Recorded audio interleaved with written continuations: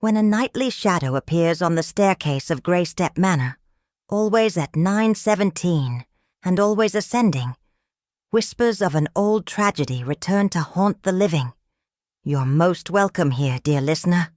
Pull up a chair, pour yourself a comforting cup, and join us as Miss Marple delicately untangles a mystery woven from silence, memory, and something far more human than ghosts. Where are you joining us from today? What time is it for you now? How has your day been so far? Let us know in the comments. We love hearing from you, and it helps others discover these mysteries too. Now find something warm to sip, get comfortable, and let's begin. Mrs. Lavinia Harrow arrived at Greystep Manor beneath a pewter sky, her gloves neatly buttoned and her step steady despite the weight of memory. The carriage ride from the station had been uneventful, though the air had seemed to grow colder as the manor came into view. A towering structure cloaked in ivy and silence. It was her late husband's family home, bequeathed to her in a will more perfunctory than affectionate, and it had stood empty since his passing. The house, much like the Harrow lineage, had grown weary with time. Within its darkened halls, dust lingered where conversation once lived, and the ticking of a long unwound clock echoed faintly through the drawing room. The staff had been dismissed years before, save for one timid maid who came by the week, to dust and air the linen. Lavinia, though brave by outward manner, felt a distinct unease that went beyond grief. It was not mourning that stirred her. It was the sense of something withheld, half glimpsed through lace curtains and ancestral shadows. The manor did not welcome her. It tolerated her. And at night, when all should have been still, something moved on the staircase, just out of sight, yet never quite out of reach. Highfield Hollow, a village of respectable hedgerows and habitual tea, welcomed Lavinia with a mannered restraint. The grocer greeted her with a curt nod. The postmistress remarked upon her resilience. The women at the church bazaar spoke of her in corners. But beneath the civilities lay a substratum of unease, as though Greystep Manor had returned to life and taken the village's breath with it. There were whispers, as there always were, of curses, bad luck, and the Harrows' ill-fated bloodline. It was Mrs. Charity Brown, that stout-hearted bearer of second-hand facts, who confided to the dressmaker that no one had truly believed Uncle Percival's death had been an accident. He had fallen, yes, but not from clumsiness. He was a man too proud to slip, too calculating to be careless. They said he'd been found at the foot of the staircase. The grandfather clock stopped at 9:17 p.m., his expression twisted in something far too complex for pain. After that, the manor had grown silent. The family scattered, but the staircase had remained. And now that Lavinia had returned, the villagers watched with the wary patience of those who expected history not to repeat, but to linger. It began on the third evening, precisely at 9:17 p.m. A whisper of motion, no more than the hush of a hem against banister wood.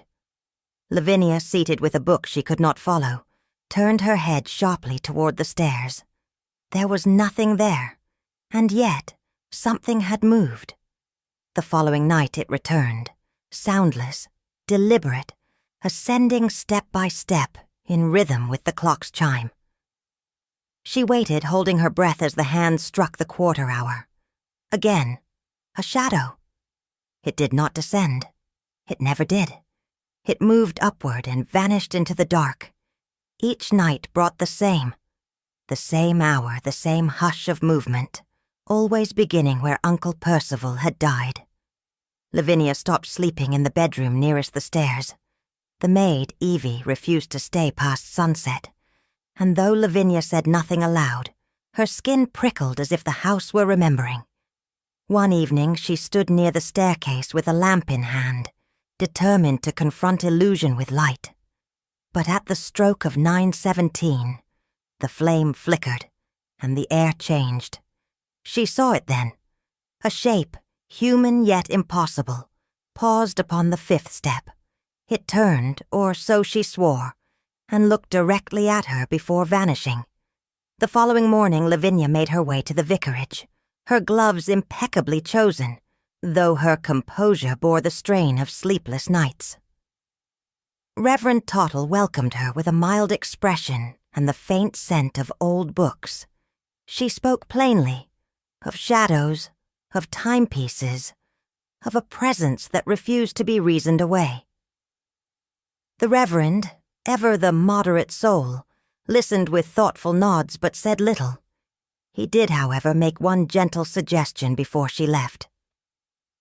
"There was a lady," he said, "whose talents for quiet discernment exceeded even his own. A lady well versed in the peculiarities of human nature, and who understood that not all disturbances could be explained by creaking boards or poorly fastened shutters. Miss Marple of St. Mary Mead," he said with an air of polite reverence. "A dear friend to this parish. Perhaps she might join you for tea." Lavinia, neither prone to superstition nor easily swayed, accepted the name with an arched brow and a polite smile. But as she walked back through the village, through the eyes that watched and the whispers that clung, she felt that Reverend Tottle had offered more than advice. He had offered her an answer, if she were brave enough to seek it. Miss Marple welcomed Lavinia into her parlor with the kind of gentle civility that gave one the impression of having stepped back into a safer century. The tea was precisely brewed, the fruitcake modestly spiced, and the parlor immaculately kept, save for the slightest trace of lace dust at the window pane, which Miss Marple seemed to have noticed before Lavinia even sat down. They spoke, not immediately of ghosts or grief, but of gardens, needlework, and the peculiar temperament of cats. Lavinia, accustomed to sharper interrogations, found herself disarmed. Miss Marple, meanwhile, listened with the soft alertness of one who collected details like lavender sachets, gently and with purpose. At last, Lavinia spoke of the manner, of the hour, the shadow, the look. She did not embellish, she merely recounted. Miss Marple nodded once and reached for a second slice of cake. "My Aunt Fanny used to say," she murmured, "that some houses carry burdens like old coats, still warm with the shape of the last soul who wore them." She offered no solution, no pronouncement, only a smile that spoke of pattern and reason. Lavinia left feeling neither dismissed nor reassured, but watched gently by eyes that missed nothing, and the shadow still waited. Mr. Amos Harrow returned to Highfield Hollow with little ceremony and even less conversation. Having spent the past decade abroad, first in South Africa, then in Kenya, he arrived at the station with a single suitcase and a complexion more weathered than the English climate allowed. His telegram to Lavinia had been brief and courteous, announcing his intention to reclaim the Harrow family's remaining affairs. There had been no mention of condolences. To those in the village, Amos remained a figure of speculative contrast. As a younger man, he had been intense, prone to long silences, and gifted with a certain calculating manner that set him apart from his more affable brother. Now, older, he carried an air of self-possession, but one that had grown brittle, not softened. He took rooms at the Old Fox Inn, rather than at Greystep Manor, citing Lavinia's need for privacy. Yet it did not escape Miss Marple's notice, when informed of his return by Reverend Tottle, that Amos was rarely seen in the daylight hours and often walked past the manor at dusk, head low, steps even. He had returned, yes, but for what purpose? There were those in the village who believed the past had called him home. Others believed he'd come to silence it.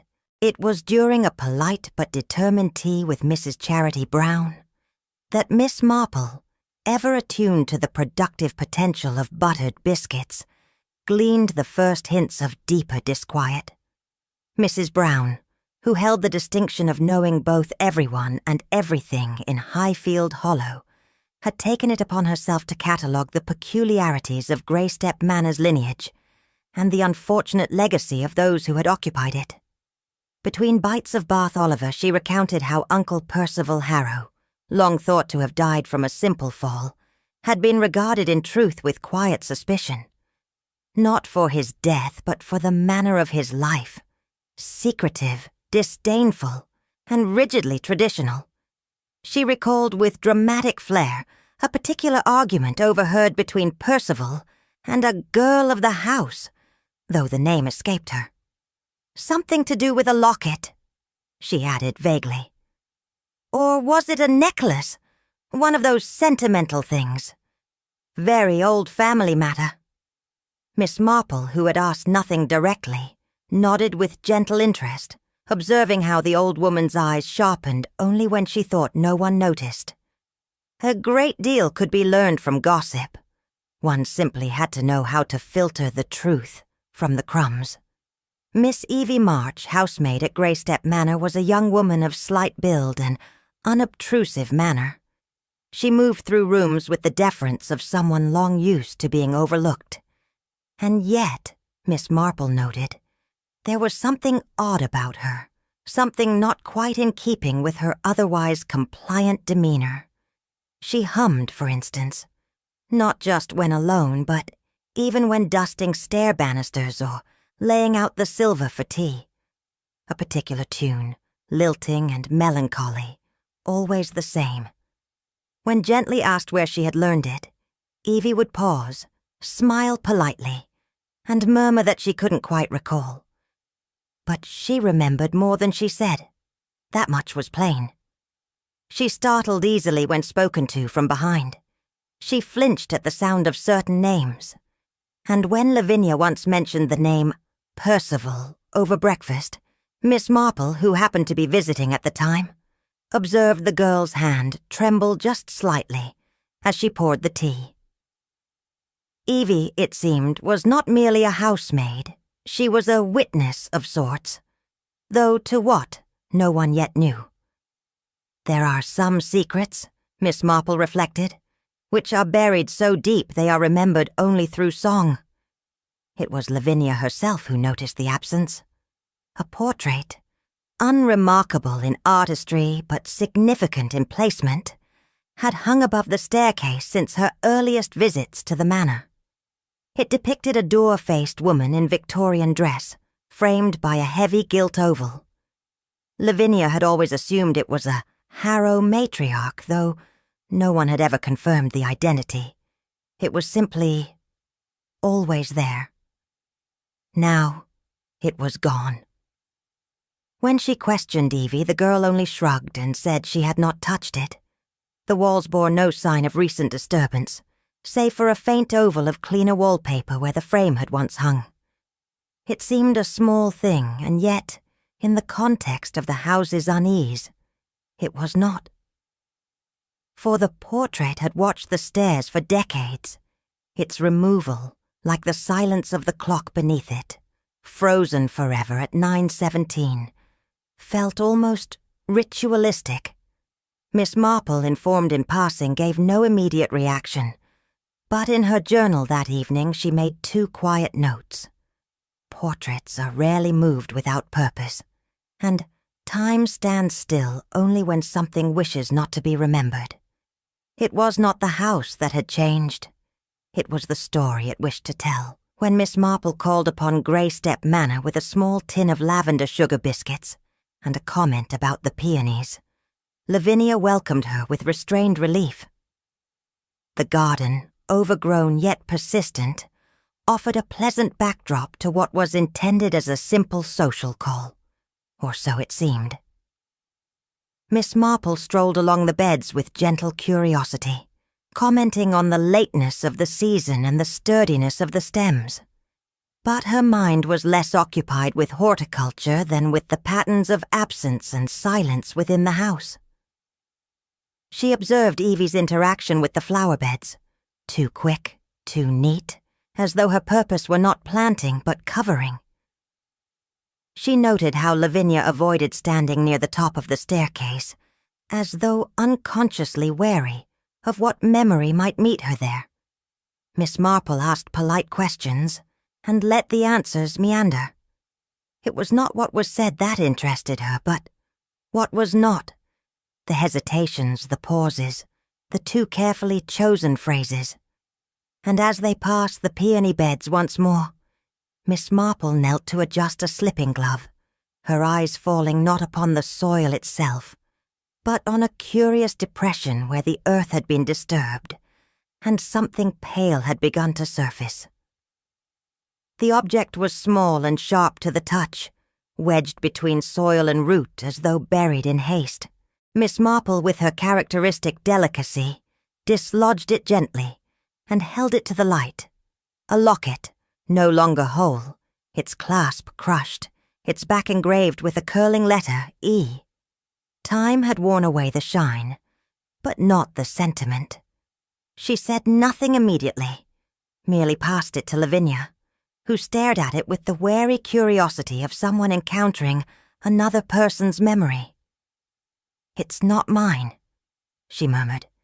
"I've never seen it before." Evie, who had lingered at a respectable distance, turned pale and lowered her gaze. Later, in the quiet of her parlour, Miss Marple reflected upon the fragment. A trinket, perhaps, but not insignificant. Lockets were gifts, keepsakes, tokens of affection or grief, and the initial E could very well stand for Evie, or Elsie. A name she had not yet heard, but suspected lay somewhere in the depths of Greystep's forgotten chapters. Objects, Miss Marple often said, were like truths. They resurfaced in gardens, in trunks, in whispered recollections, and always, at the moment, they were least wanted. She placed the locket on a linen square and folded it neatly. The earth was beginning to give back what it had once concealed, and what the garden surrendered often spoke more honestly than those who had tilled it. The invitation had been simple, a supper to thank those who had shown Lavinia kindness since her arrival at Greystep Manor. The guest list was modest: Reverend Tottle, ever agreeable; Miss Marple, whose presence Lavinia now regarded with something between gratitude and quiet expectation; Amos Harrow, who accepted with the air of a man fulfilling obligation rather than enjoying company; and Miss Evie March, persuaded to stay late under the pretense of helping with service. Conversation was civil, yet marked by curious undercurrents. Amos spoke little, but watched much. He asked after the vicarage garden, the state of local roads, and inquired, a touch too pointedly, whether Miss Marple enjoyed country air.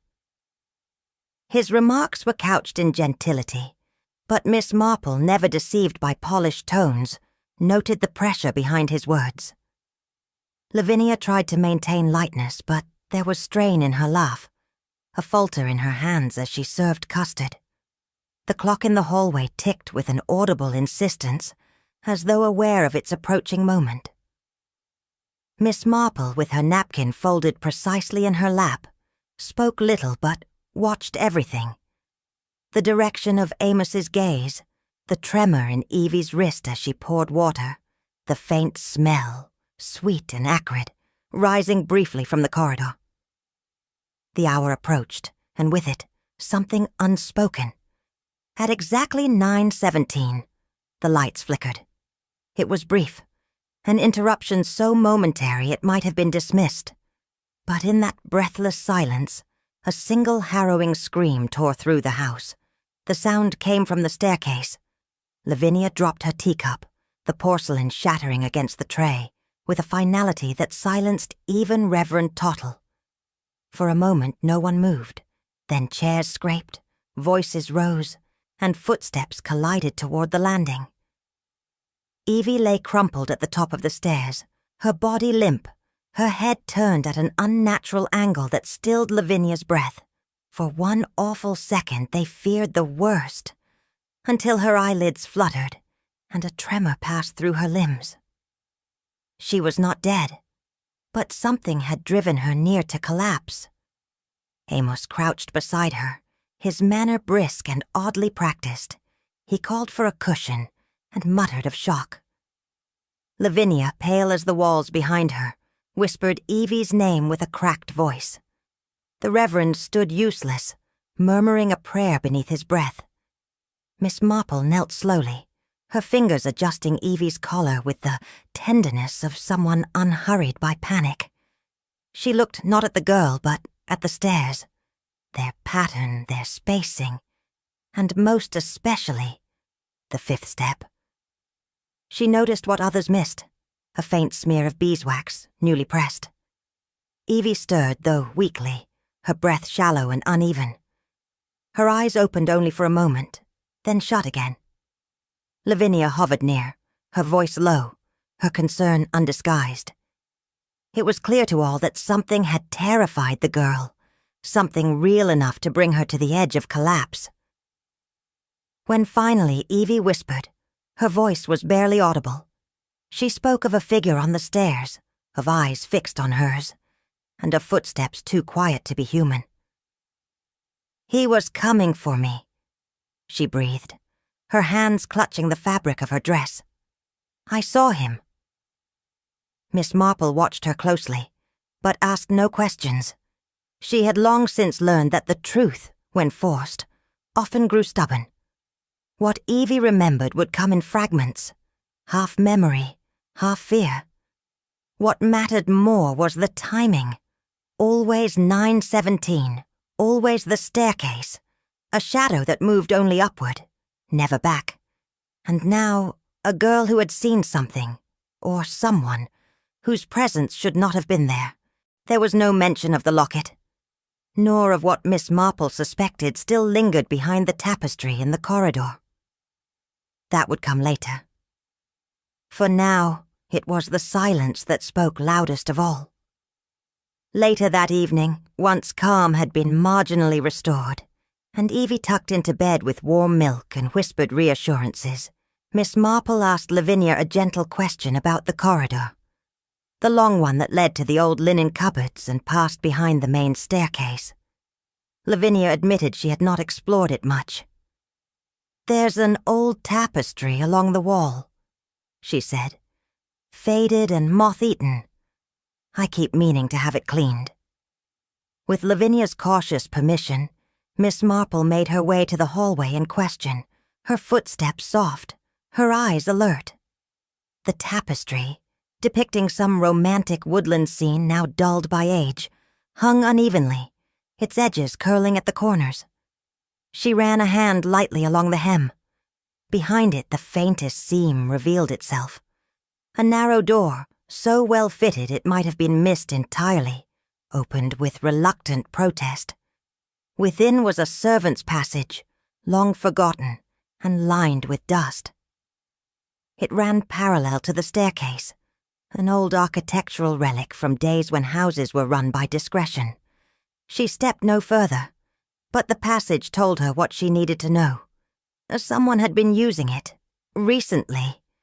There were footprints in the dust, one heavier than the other, and the air held the unmistakable scent of spent wax. The house, it seemed, had more ways of moving than its occupants suspected.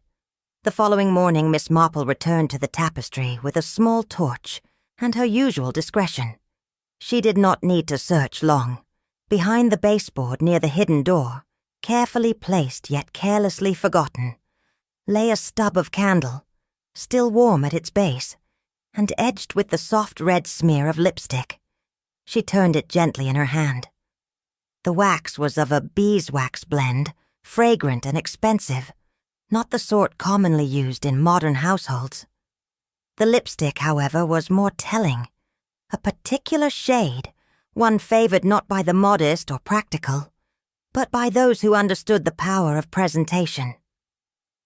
She made no immediate conclusions. To do so was always premature. But she filed the detail, lipstick, candle, timing, alongside the other fragments assembling in her mind. What interested her most was not the object itself, but its placement. It had not been lost in panic. It had been hidden and then forgotten. Perhaps due to haste, or perhaps because its owner did not realize just how observant an elderly lady might be when mildly suspicious and wholly underestimated. The house was beginning to yield its secrets, and Miss Marple, as ever, was listening. That night, Evie spoke in her sleep. Lavinia, seated near her bed with a novel unread in her lap, heard the girl stir and mumble. At first it was nothing, fragments, indistinct. But then came words more precise, tinged with sorrow and fear. "Not again. Not the red diary." Lavinia froze, unsure whether to wake her or listen further. But Evie fell silent, her breath settling. The next morning, Lavinia recounted the moment to Miss Marple over a discreet breakfast. The older woman nodded once, her mind already fitting the new piece into place. A diary. Read. Mentioned not in waking hours, but in sleep. Whatever it was, it lived in memory, and perhaps in guilt. Miss Marple returned her teacup to its saucer, with quiet care. Some truths, she knew, prefer to surface when the conscious mind is too weary to resist them. Miss Marple, though never intrusive, had long since perfected the art of selective conversation. Over the course of 3 polite visits and 1 charity committee meeting, she managed to glean precisely the information she required from the good people of Highfield Hollow, most of whom were all too willing to share their recollections, so long as they were asked with gentility and patience. She began predictably at the vicarage, where Reverend Tottle recalled little save for Uncle Percival's disdain for modern hymns, and a curious incident involving a broken communion chalice, blamed at the time on a careless maid. This naturally led Miss Marple to inquire further. A few words dropped at the greengrocer's were met with knowing glances and a half-spoken remark about that poor girl who was sent away. No one seemed to know quite why. The name, however, surfaced eventually from a thin-lipped widow who remembered a scandal best left behind. Elsie March, a girl once in service at the manor, dismissed under circumstances no longer openly discussed. It was not the dismissal that piqued Miss Marple's interest. It was the silence that followed it. Those who remembered her spoke softly, and those who did not claimed to, all the same.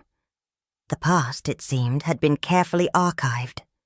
Mrs. Charity Brown, when prompted with tea and a gently folded inquiry, grew reminiscent rather quickly.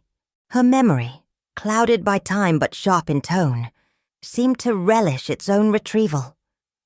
She recalled Elsie March well enough, a quiet thing with clever fingers and a blush always on the ready. "She worked at Greystep," Mrs. Brown said, tapping her teaspoon with mild irritation. During the years before the accident, no one expected her to last long. Too sensitive, too pretty, in the wrong kind of way. When Miss Marple observed that such girls often carried burdens larger than their stature, Mrs. Brown hesitated, then nodded. "There was a quarrel, I believe, with Mr. Percival himself. Something about dishonesty, though I doubt she had the nerve for real mischief." When asked what became of her, Mrs. Brown's lips thinned. "Dismissed, quietly, no reference, no fuss. And if you want my opinion," here she leaned forward, "there was more to it than a missing brooch." Miss Marple said nothing, but in her mind the pieces began to arrange themselves with quiet precision. A dismissed maid, a powerful man, a house that had kept its secrets buried beneath manners and ivy, and now a daughter, Evie, left to wander the same corridors where her mother once wept in silence. It was not uncommon for gardens to offer their own answers. Miss Marple, guided less by certainty than by long experience, wandered quietly through the outer edge of Greystep Manor's grounds. There, hidden beneath an overgrown arch of ivy and trailing clematis stood the old tool shed, long unused if appearances could be trusted. The latch yielded with little protest. Inside, the scent of dry earth, rust, and something vaguely floral hung in the still air. She made no sound as she stepped over a coiled hose and approached the back wall where the shelves, once lined with pots and powders, had mostly given way to dust and spider silk. And there, tucked between two rusted shears and a cracked terracotta pot, lay an object unmistakably out of place. A biscuit tin, the sort once used for gifting tea-time favorites, now dulled by time and stained at one edge with oil. She lifted it without hesitation. It was heavier than she expected. Returning to the parlor with quiet deliberation, Miss Marple cleaned the tin with a soft cloth and opened it slowly. Inside were several yellowed slips of paper, a dried sprig of lavender wrapped in lace, and a worn red book bound with a faded ribbon. She untied it gently. The diary had waited long enough. The diary began innocuously enough. Observations of routine life at the manor, notes on laundry and linens, and remarks about the temperaments of those above stairs. But as Miss Marple turned the fragile pages, the tone shifted. Elsie March wrote not merely to record, she wrote to remember and to remind herself of the things she could not safely say aloud. There were entries about a growing fondness, unspoken but deeply felt, and a particular set of encounters with Mr. Percival Harrow, at first respectful, then possessive, then threatening. He had accused her of theft, though no item had ever been listed as missing. She described being called to his study late in the evening, once, then again. She had been with child. That detail was scribbled quickly, perhaps in fear, and underlined twice. "He said it would ruin everything," the entry read. "He said I would be sent away. He said no one would believe me." The final page was dated the very night Uncle Percival died. There was no mention of anger, only dread. "He asked me to come to the study again. I said no. I said I was going to write it all down." Then, nothing. Miss Marple closed the book with reverence. The house had always spoken in silences, but now at last a voice had returned to speak its truth. Miss Marple sat with her thoughts arranged in careful order, the way one might lay out a sewing kit before beginning a delicate repair. The facts were not yet stitched, but the pattern was undeniable.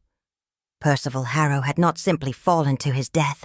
Something had preceded it, something heavy with shame, silence, and the kind of family secret that breeds rot behind closed doors. Elsie March had known something. She had suffered something, and her dismissal had been no matter of mischief or impropriety. It had been erasure, deliberate and immediate. That her daughter now worked in the same household was not coincidence. It was legacy, the kind that lingered in wallpaper and bloodline, passed on not through memory but through shadows. Someone had known of the diary. Perhaps someone had found it. And if that were so, their silence now would be less about protection and more about control. Miss Marple folded her hands and considered the garden. If ghosts were to be believed, then this one had not come to frighten. It had come to finish a story that was left untold, and someone still alive, did not wish that ending to be heard. Miss Marple's next walk through the garden was neither spontaneous nor particularly botanical in intent. She carried her usual gloves, her modest hat, and a mental catalogue of every unanswered question yet to be asked. She paused briefly near the rosebed, which had long since surrendered its bloom, and there she was joined, though not greeted, by Amos Harrow. He did not feign surprise, nor did he offer pleasantries. His voice, when he spoke, was low and unembellished. "There are things," he said, "best left as they were." Miss Marple turned slightly. "And some things," she replied gently, will not stay buried, however tidy the earth. His expression darkened, not with rage, but with something colder. Resentment, perhaps, or regret, long turned to bitterness. Whatever you think you've uncovered, he continued, won't change what's already past. Some families survive by forgetting. Miss Marple said nothing. She only looked at the rose bush nearest the path. Its thorns had been freshly pruned, too recently. I do understand, she murmured at last, how silence can feel like safety. She did not wait for an answer. As she walked away, she felt the weight of his gaze.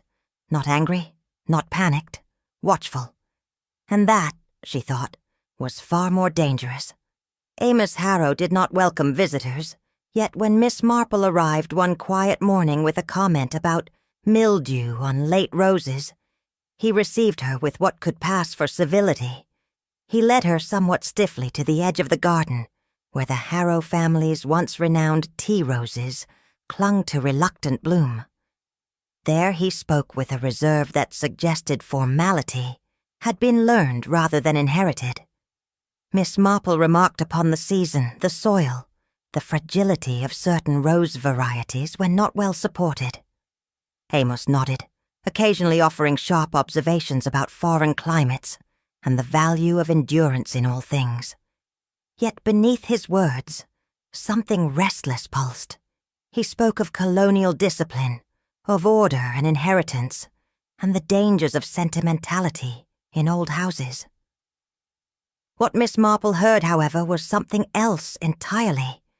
His remarks were not idle reflections. They were justifications. Each anecdote carried an undertone, an almost apologetic severity, as if the past, when governed harshly, might still be noble so long as no one questioned the methods. She let him speak, her interest never forced, her gaze ever gentle. But as she turned to depart, she paused, glancing once more at the patch of earth where a rose bush had recently been replaced. The soil there was looser than the rest. Miss Marple made a quiet note. Some secrets, she knew, were buried not out of shame, but to preserve control. Later that day, as Amos crossed the gravel path in front of the manor, Miss Marple's eyes fell, quite by accident it would appear, upon his shoes. They were not poorly kept, but neither were they new. The heels, however, told a curious story. They were unevenly worn, subtly, but in a manner most particular. The outer edges remained intact, while the inner heels bore the marks of pressure, as though the wearer moved often in silence, favoring a weightless tread. It was a walk designed not for comfort, but for discretion. The kind of stride one developed not by accident, but by long and habitual practice. Miss Marple considered this as she poured tea that evening. Amos Harrow had returned to the village under the banner of inheritance. Yet he did not walk like a man content with daylight or visibility. He walked as one who listened before entering a room, who stepped lightly, not out of courtesy, but to avoid detection. Such shoes were not worn down in the tropics. They were shaped by floorboards, stair treads, and secret passageways. It was not what Amos Harrow said in gardens that concerned her most. It was how quietly he moved, when no one was supposed to know he was there.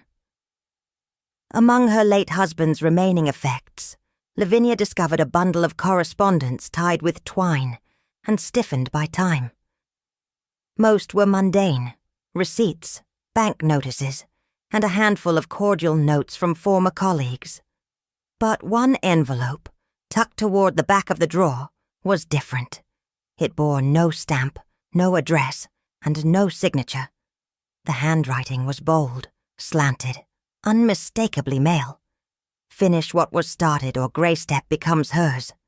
There was no preamble, no context, and no clue as to the writer's intent beyond the threat itself.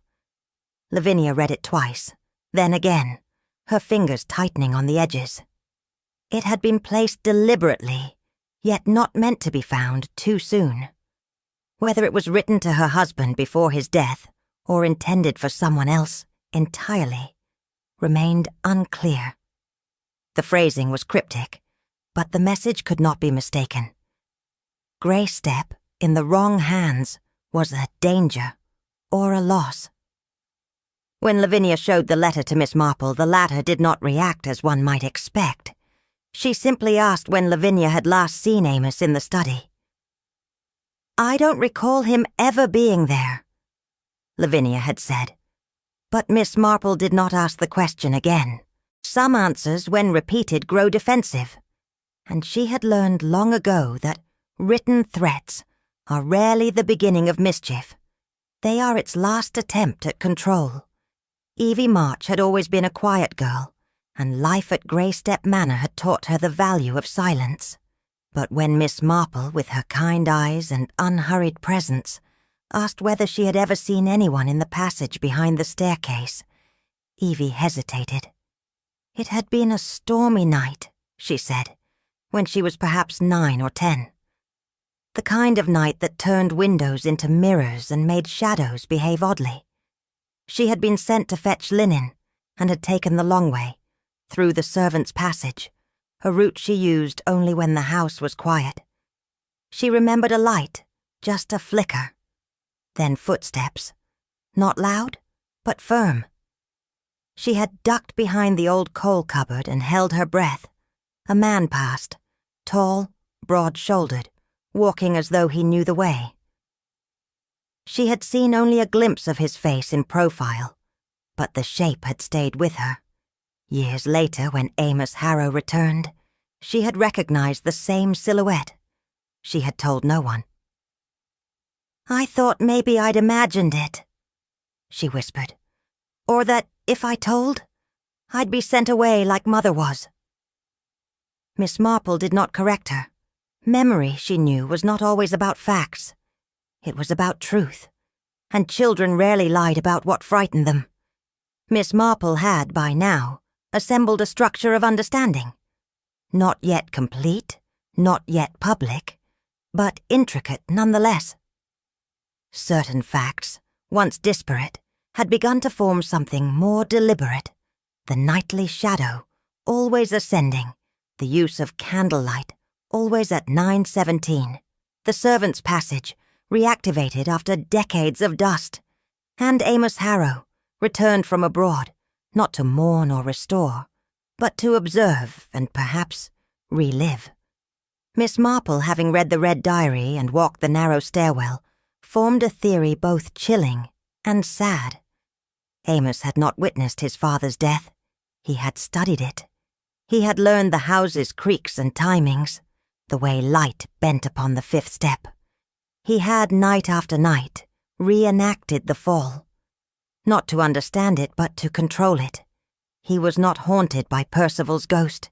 He was possessed by the narrative. A man attempting not to escape guilt, but to rewrite it, under candlelight and shadows. Such a ritual was not born of madness, but of legacy, a belief that one must bear the sins of one's father by rehearsing them until they felt justified. Miss Marple made no declaration, not yet, but she did glance at the banister that evening and wonder how many performances had taken place without an audience. It was nearly a week later when Lavinia, weary from a sleepless night, descended the main staircase with slow caution. Her mind was elsewhere, on letters unanswered, on a diary half read, on the strange sense that the house was waiting. She reached the final step, then turned back as though to check she had forgotten nothing. It was then she noticed it. Just behind the topmost baluster, almost tucked beneath the rail, lay a single slipper. Men's, soft-soled, worn at the heel. Had she not turned when she did, it might have remained hidden. Or worse, had she ascended without care, it might have tripped her entirely. She retrieved it with trembling hands and carried it to Miss Marple, who examined it with her usual quiet focus. "I've seen this make," she said softly. "Sold in Nairobi. Unremarkable there. Most curious here. Lavinia looked pale. Miss Marple folded her hands. "This is not a ghost story," she said. "It is a memory, repeated until someone else must pay for it." She rose, slowly. And though no storm gathered outside, the air felt thick with the kind of pause that always comes before someone finally speaks what should never have been silenced. The drawing room at Greystep Manor, long used to echoes and quiet discontent, felt oddly full as the household gathered at Miss Marple's understated request. No summons had been issued, only a suggestion that tea be taken together, though everyone understood it was more than that. The atmosphere held a stillness not unlike the moment before thunder, and even the fire in the grate burned with reserved restraint. Reverend Tottle arrived first, his cassock neatly brushed and expression one of polite confusion. Lavinia followed, pale but composed, her eyes darting to Amos, who had entered with the reluctance of a man bracing for a verdict he already knew. Evie, summoned by Lavinia's gentle request, hovered near the door, unsure whether she was guest or staff. Miss Marple took her place quietly. She did not stand, nor clear her throat. Instead, she folded her hands in her lap and spoke in that deceptively mild tone that had, on more than one occasion, unraveled the tangled lives of others. "There are," she began, "some truths which prefer not to be buried, no matter how well the ground has been patted down." She paused, "and I believe Greystep has tried to bury more than its share." No one moved, and that silence, so thick, so heavy, was in itself an answer. Miss Marple spoke not with drama, but with precision. From beside her chair she lifted a small box and opened it with care. One by one she placed the contents before her, not theatrically, but deliberately, like a teacher setting down the tools of a familiar lesson. First the diary, red leather, ribbon tied, the edges worn with time. Then the locket, its back engraved with the initial E, crushed and unearthed from beneath the peonies. The slipper, soft-soled and scuffed at the heel, retrieved from behind the baluster, and finally, a folded slip of paper, the unsigned letter Lavinia had found. Each item was introduced without commentary, only a brief nod and the factual chain of its recovery. But as she did so, the atmosphere in the room shifted. The objects spoke, not loudly but with the weight of accumulated truth. She then unfolded her timeline, the nightly appearance of a shadow at 9:17, the rediscovery of the servant's passage, the candle stub bearing lipstick, the whispered name, Elsie, and Evie's childhood memory of a man using that very passage. The links formed a quiet chain, and in their joining, a portrait emerged. Not of a ghost, but of a man gripped by something far colder. Miss Marple looked to Amos at last, not accusingly, but as if inviting him to fill in the final piece. He did not. But his silence, brittle and forced, told her she had touched the hinge of the matter. Miss Marple spoke gently now, as though addressing not a man, but a wound. "There are some," she said, "who believe honor lies not in justice, but in concealment, that to preserve a name, one must suppress what truth dares to rise." She turned toward Amos without malice, only observation. "You feared what the diary might reveal, not just about your father, but about the Harrow name. You feared it enough to turn shadows into weapons, and memory into ritual." Lavinia gasped softly, but Amos remained unmoved, his jaw tightened. His gaze, however, wavered. "You thought to frighten her," Miss Marple continued, "to drive her from the house, to make her believe the place was haunted, by a moment she never lived, but which you relived night after night. It was not hatred that shaped his face then. It was something altogether quieter. Shame, perhaps, or the last flickering of a loyalty grown twisted by time. Miss Marple folded her hands again. But honor, Mr. Harrow, does not survive in silence. It survives in truth, and the Harrow name has worn its mask long enough. There was no argument, only the sound of Reverend Tottle's hand moving slowly over his sleeve, as though trying to press away the chill. The tale, once drawn from silence, emerged fully now. Amos had returned, not to reclaim property, but to reclaim narrative. He had studied the stairwell, timed the creaks, learned where light bent oddly upon wood. The fifth step particularly, where his father had fallen, or perhaps been pushed. No one had asked much at the time. It had been a family affair, tidied and forgotten. But Amos had not forgotten. He had found the passage, the candlelight, the rhythm of the fall. Night by night he had reenacted the climb, adjusting his steps, his stance, even the placement of shadow. Not to exorcise a ghost, but to perfect one. The locket had resurfaced. The diary, perhaps, rediscovered by accident. Evie had come too close, and in fear or guilt, he had redoubled the haunting. Miss Marple, watching him now, saw not a villain, but a man locked in reenactment. A man who thought, perhaps, that if he could restage the moment perfectly, it might absolve what had been done. But truth is not a play, and houses remember, especially when someone insists on lighting candles at the same hour, for the same crime, in hopes the past will behave differently the second time. Amos spoke at last, not to deny, but to explain. He spoke of his father, rigid, proud, and capable of terrible cruelties behind closed doors. He had known of Elsie, though not the child. He had suspected later, but said nothing. The house had been full of silence. That was its tradition.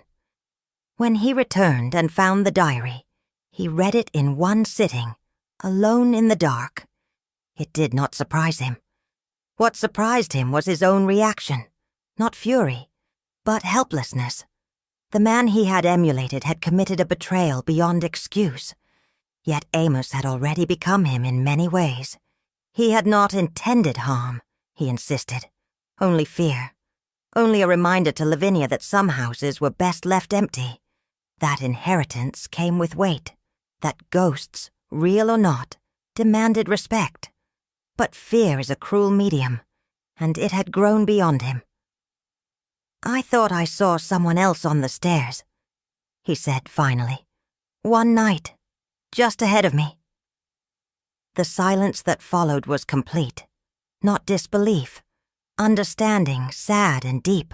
Miss Marple looked down at the crushed locket, then at Evie. Some debts, she thought, are paid not in coin, but in patterns, and some patterns must be broken. Amos's final words lingered in the air like smoke. "I saw someone else."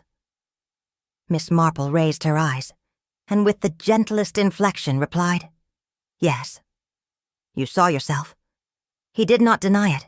There was no specter on the staircase, no revenant from a cursed past. There had only ever been a man, haunted not by a ghost, but by the weight of inheritance. Amos had mistaken memory for fate, guilt for destiny. In replaying the night of Percival's fall, he had seen not justice, but reflection. Miss Marple did not gloat. She did not preach. Instead, she offered a silence far heavier than condemnation. Because she understood. To see oneself truly and unguarded in the act of wrongdoing, or its rehearsal, is to glimpse the true ghost. And it is not always easy to turn away. Lavinia sat motionless, her thoughts unreadable. Evie, whose life had hovered for so long in the margins of another woman's tragedy, lowered her head. Miss Marple reached for her cup, now cold. The Harrow legacy had been built on silence, sustained by fear, and nearly destroyed by the refusal to name what had already occurred. But now it had been named, fully, clearly, and the shadow on the staircase had, at last, been dispelled. With Amos Harrow removed to await formal questioning, and the diary placed into the hands of those who would not allow it to vanish again, Greystep Manor seemed to exhale, quietly, but perceptibly. The shadows that had once clung to the stairwell with such persistence no longer held their shape. The silence in the halls felt less like waiting and more like rest. The villagers, of course, resumed their speculation, though now with a new tone, less hushed, more reverent. The mystery had not ended with a spectacle, but with a soft uncovering of old truths, as though the house itself had grown weary of secrets. Lavinia moved through her inherited domain with a different bearing. She no longer paused at the foot of the staircase, nor did she check the time each evening. Whatever it was that had stalked her in the form of nightly ritual had been named, and in being named, stripped of its power. Miss Marple, when asked by the Reverend whether she thought all was now settled, replied only that houses, like people, must be allowed their mourning, but once they've been heard, they rarely ask to speak again, and Greystep, it seemed, was ready at last to fall quiet, not in dread, but in peace. Lavinia, never one for displays of emotion, nonetheless found herself uncharacteristically moved when the moment came to thank Miss Marple. There had been no fanfare, no formal announcement, no grand revelation, but the truth, once gathered and spoken aloud, had done what it always did in Miss Marple's company. It had settled the air, restored the rhythm, and allowed breath to flow again, where once it had caught in the chest. She invited Miss Marple to the parlor not with a summons, but with tea. And it was there, over scones still warm from the oven, and a touch of marmalade from the vicarage garden, that Lavinia allowed herself a few words beyond courtesy. Miss Marple, for her part, did not deflect the praise, though she accepted it with her usual humility. She remarked simply that it was seldom the grand gestures that solved things, but the overlooked detail, the offhand remark, the mislaid object, returned to light. Evil, she had once said, is often very ordinary, but so is good. Lavinia nodded more deeply than she might have expected of herself. As the sun lowered beyond the ivy-touched panes, she offered Miss Marple a warm hand and a soft smile. Not farewell, but farewell for now. The house, they both agreed, had earned its rest. Evie March no longer walked as though uncertain of her place. Gone was the nervous glance over the shoulder, the instinctive wince at sudden sounds. In its place grew a quiet steadiness, still shy, still soft-voiced, but anchored by something long denied her, belonging. When asked whether she would stay on at Greystep Manor, Evie had taken a full day to consider. But by morning, her answer was clear. She would remain, not as a maid in the margins of other people's lives, but as the housekeeper, the one to tend and manage, to remember and care for a house that had finally remembered her. Miss Marple had smiled at the news. There was something fitting in the cycle completing itself. The daughter of Elsie March reclaiming, in quiet dignity, what had once been lost to shame. No ceremony marked the shift, no announcement was made. But in the days that followed, the linens were aired, the clocks wound, and the staircase polished without hesitation. Evie even placed a small photograph, faded but cherished, on the mantel, of her mother, young, smiling, alive. Sometimes, Miss Marple thought, justice need not arrive with thunder. Sometimes it blooms, slowly but unmistakably. It was a bright morning when Miss Marple took tea among the blooming peonies. The garden, freshly tended by Evie's quiet hands, had responded with exuberance, as though grateful to be noticed for beauty rather than burial. Reverend Tottle joined her, bringing with him a small basket of jam tarts and a reflective disposition. Their conversation was as gentle as the rustling petals around them, weaving through topics of roses, rainfall, and a particularly obstinate squirrel that had claimed dominion over the vicarage bird feeder.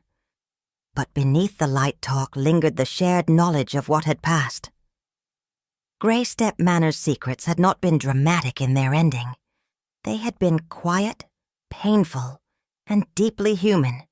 Miss Marple sipped her tea and said nothing of the locket, nor the diary, nor the slipper that had nearly claimed another life. She spoke instead of peonies. How they bloomed only after surviving the cold.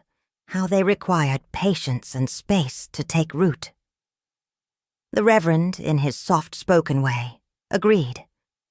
"There are some truths," he remarked, "that require the same." Miss Marple smiled. She had always believed that gardens spoke the language of memory, and on this morning, the flowers were at last allowed to speak without fear. The conversation turned, inevitably, yet without announcement, to loss. Miss Marple, with her hands gently folded around her teacup, reflected aloud that it was not the death of Percival Harrow that had so wounded the house, nor even the scandal he left behind. It was the silence that followed, the refusal to speak, to remember, to name what had been done. Reverend Tottle nodded slowly. "Guilt," he murmured, "is such a quiet tenant. But it never stops walking the halls." Miss Marple remarked that grief, when unshared, becomes secrecy, and secrecy, when passed down, becomes tradition. It was not only Amos who had been trapped in repetition. The entire house had played its part, polishing the wood, closing the doors, rehearsing the silence. "I have often thought," she said softly, "that the saddest stories are not those of betrayal, but those where nothing is ever said at all." He said nothing for a long moment, and then, looking to the manor in the distance, he added, "And perhaps the bravest thing is simply to say it, at last." They sat a while longer. It was not the weight of death they felt, but the lifting of something older, sadder. The lifting of silence itself. Later that evening, Miss Marple sat by her window with her knitting in hand, though she had long since forgotten which stitch she was repeating. Her mind wandered not to puzzles, nor to crimes, but to shadows. People often feared shadows, she thought, because they moved unpredictably, because they took on shapes we did not wish to recognize. But it was never the shadow itself that frightened us. It was what it revealed of ourselves. Greystep had been haunted not by a ghost, but by memory. And memory, when denied, becomes something altogether more persistent. Amos had not summoned fear from the dead. He had merely given form to what already lived within him. Miss Marple, with her customary modesty, did not credit herself with resolution. She had simply listened, observed, followed the trail not of events, but of emotion. And in doing so, she had reminded a house how to breathe again. She folded her knitting gently and turned toward the garden, where the moon cast pale light over blooming peonies. Justice, she thought, was not always served in courtrooms. Sometimes it was served with tea, with truth, and with the quiet courage to name the thing that must never again go unspoken. And so, the shadow that haunted Greystep Manor was never a ghost at all, but a memory repeated until it took shape in silence. In the end, it wasn't the darkness that needed to be feared, but the secrets that had been buried within it. Miss Marple, with her quiet brilliance and steady gaze, did what no candlelight performance could. She named the truth. Because sometimes the deepest tragedies are not the ones shouted in anger, but the ones whispered across generations, never quite spoken aloud. A house healed. A young woman reclaimed her mother's story, and justice, in its gentlest form, was served not with punishment, but with understanding. But let me ask you this. What do you think Amos truly saw that night on the staircase? Was it guilt? Was it grief? Or something else entirely? Let us know in the comments. We read every single one, and it helps more mystery lovers discover these timeless tales. Your thoughts bring this little community to life. And if this story stirred something in you, if you enjoy mysteries that unfold slowly, elegantly, and leave you thinking long after the last word, then I warmly invite you to subscribe to the channel. We share stories just like this one, where every secret has roots and every whisper matters. And do share this video with someone you know who'd love a cozy evening mystery. Thank you for joining us. Until next time, keep the kettle warm and never underestimate a curious mind.